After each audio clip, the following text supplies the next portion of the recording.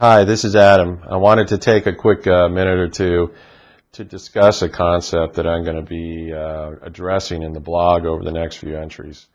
And that's a concept that I'm referring to as the razor's edge. It could be called the straight and narrow, the fine line. In the Bible, I believe it's probably most often referred to as the eye of the needle, passing a camel through the eye of the needle. In my view, it has to do with a subtle relationship that we develop between our material and spiritual selves as we awaken and as we become more familiar with our truth. In traditional religions, I believe it's commonly referred to in a different way. I think that most often organized religions today would refer to it really as living by a set of rules that God has established so that when we die, we will go to heaven or to a better place, and if we don't, we've made a choice and we didn't live by those rules, and so we'll go to hell or we'll go to a worse place. I don't think that that's what was meant by the masters when they tried to explain this concept to us. I feel that a couple reasons why it's been misinterpreted. One is when the masters gave the message so long ago, the language was different. Literally, the language it was interpreted to was different than the one we speak, and that it was interpreted to at the time that it came into the form that we now have available to us.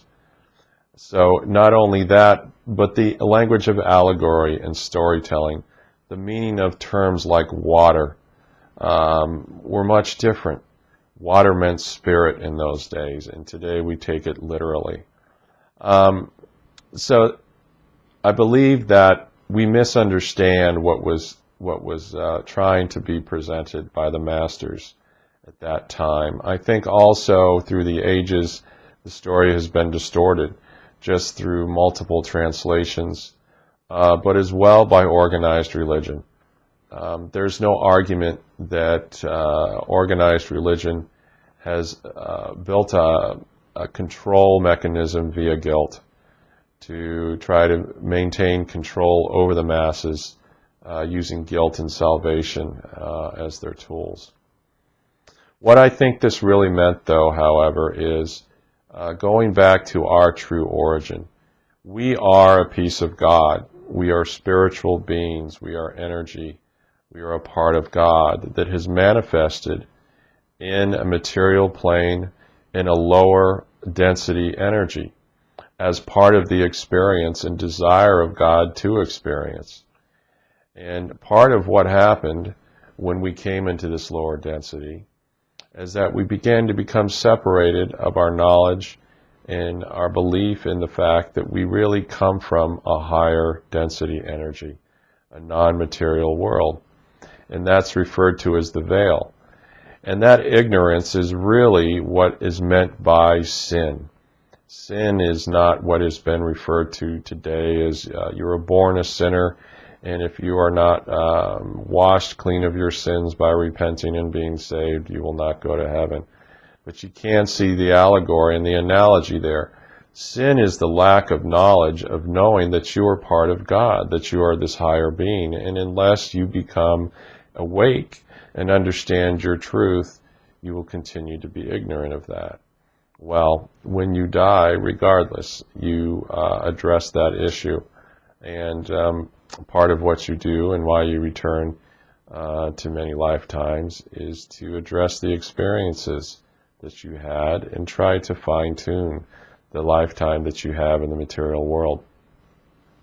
As you awaken and as you begin to understand your truth, you then begin to feel the pull of the material world and the spiritual world. And the fine line, the razor's edge, the eye of the needle, is when you're able to find yourself in that flow of life in between those two worlds as the spiritual being having a human experience and not the other way around. And this is the trick to becoming fully awake. You need to be able to come to odds with the ego and the mind and let them do their part in the whole, but still understand that what you see, what you feel, what you touch, although it is what you have known, is not the truth. It's not the real reality. The real reality is that you are a being of much higher magnificence and a piece of God that is manifested, this incredible experience that you're having. And so what I want to do is discuss this concept of this fine line, this razor's edge. Once you become conscious, how do you live a life in this flow? And I'm going to cite some scenes from movies that I think help present the idea, and also do some writings. And I'm asking for guidance from my guidance team to help me bring up some ideas and concepts which will be valuable to the people who are watching this. So I hope that you're interested, and I hope that you'll watch for the next few entries. And please log on to the blog, get yourself a log on, and leave comments. And if you don't want to leave comments but you would like to communicate, please just send me an email. It's adam@crabonfire.com. Thanks a lot.